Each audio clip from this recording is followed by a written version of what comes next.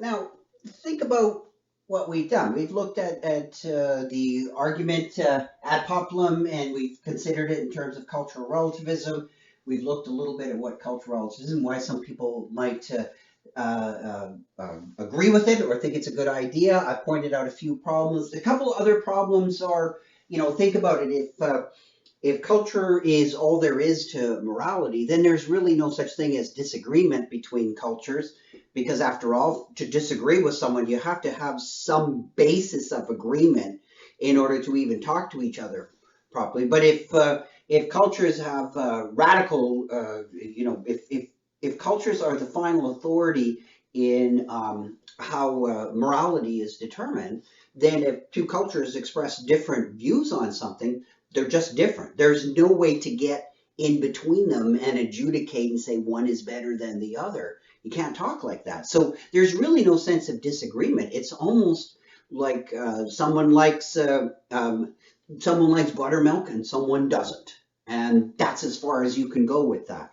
So the notion of cultural disagreements are not really possible. There's just purely cultural differences. That's it. And what can you conclude from that? Well, that takes us back to that earlier argument, is all you can conclude from cultural differences, if they really are there, is there's cultural differences. You can't make an inference, really a solid one, to no cultural or no truth or non-cultural truth.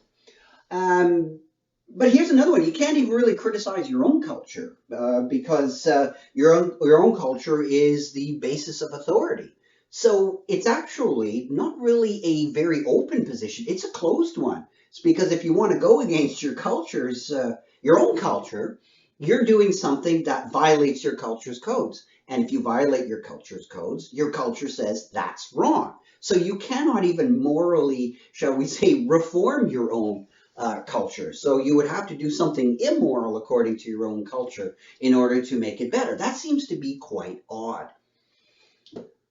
Now, think about all this. Has it been the case that cultural relativism is refuted? There's no good ground? No, absolutely not. There are grounds for accepting it. What I'm just trying to point out here is that cultural relativism, in some ways, might sound quite tolerant, and it might make people more tolerant if they really do take a hands-off approach. But it also comes with quite a bit of baggage, because I think a lot of people who think of themselves as really hardcore cultural relativists are probably more moderate. I think they're more of the, well, I went to another culture and they ate different food and they ate with different utensils, I don't know, chopsticks instead of forks, that kind of stuff. And so that is a form of relativism, but it might be, quite mild, right? Quite a sort of, shall we say, a very kind of light form of relativism. Some people might bow instead of shaking hands, and these kinds of things where yeah, those are different, but they, societies, despite they might do those kinds of things differently, you could still say, and I think most people would, that underneath it, we still take murder equally seriously in different societies, even though other things could be quite different.